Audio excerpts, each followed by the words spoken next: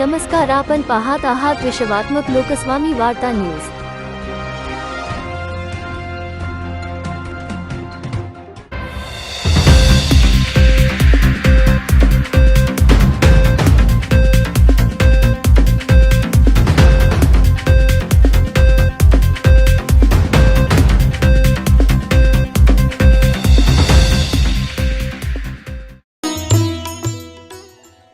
प्रभु रामचंद्र भगवान की जय।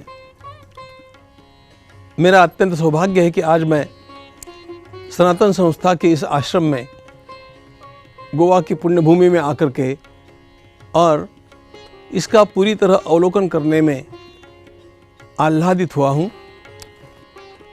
हम लोग भारत को जिस प्रकार का राष्ट्र बनाना चाहते हैं,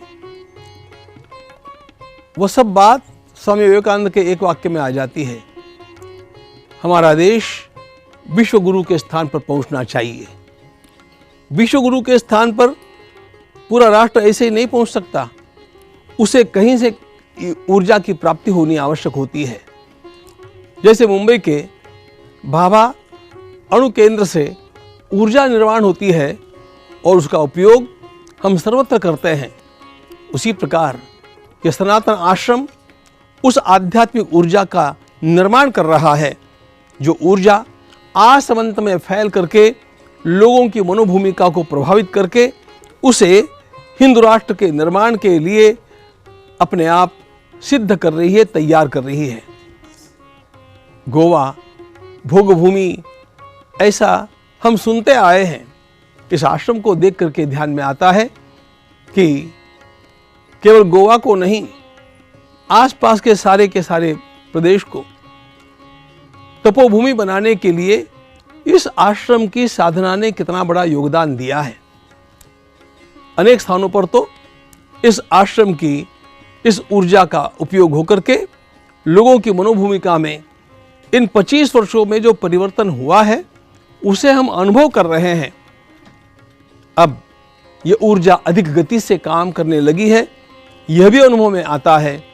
और इसलिए मुझे ऐसा विश्वास है कि आने वाले कुछ ही दिनों में हम हमारे सामने हमारे देश को संपूर्ण विश्व में सर्वोच्च स्थिति में विराजमान देखेंगे और वह जो कार्य होगा उसमें बहुत बड़ा योगदान इस सनातन आश्रम का होगा, यह मेरा परम विश्वास है। ये ऊर्जा सभी को प्रभावित करके अपने आप सात्विकता की दिशा में ढालेगी और भगवान को अत्यंत प्रिय यह भारतवर्ष उस ऊंचाई तक जाकर के पहुंचेगा जिस ऊंचाई पर वह पहले बहुत पूर्व काल में रहा था। उस संपूर्ण कार्य का मूल नींव का तप का अधिष्ठान यह आश्रम है। यह कहने में मुझे किसी प्रकार की हिचक नहीं होती है। ऐसे ही श्रेष्ठ महात्माओं के स्थान स्थान पर किए हुए तप का प्रभाव है, जो यह धर्म पुनः पुनः अनेक प्रकार के आघातों को झेल करके भी जागृत होता है और विश्व का कल्याण करने के लिए अपने को समर्थ बनाते रहता है।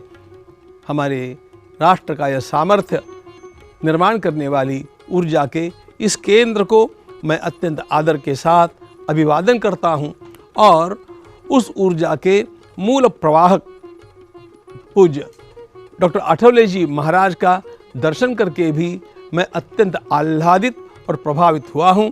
इसलिए उनको भी मैं अत्यंत श्रद्धा के साथ अभिवादन करता हूँ।